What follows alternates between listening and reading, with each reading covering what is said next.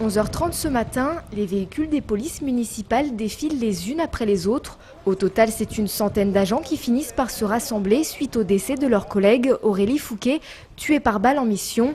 Un drame qui alimente le débat sur une profession en pleine mutation. Il y a une évolution effectivement de la profession, notamment dans les missions. Je rappellerai d'ailleurs que la LOPSI 2, qui est une loi sur la sécurité intérieure, vient de nouveau apporter des prérogatives supplémentaires aux policiers municipaux.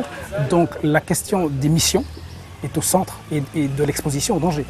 Donc au même titre que nos collègues de la gendarmerie nationale et de nos collègues de la police nationale.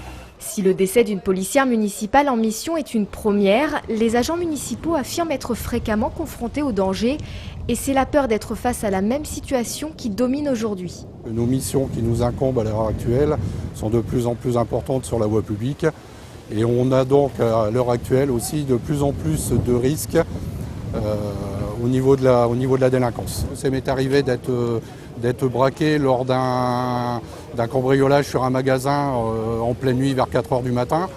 Je dirais qu'on ne réfléchit pas sur le coup, c'est seulement après où on essaie d'examiner la situation. Le port d'armes n'est pas systématique dans la police municipale, c'est au maire d'en faire la demande au préfet.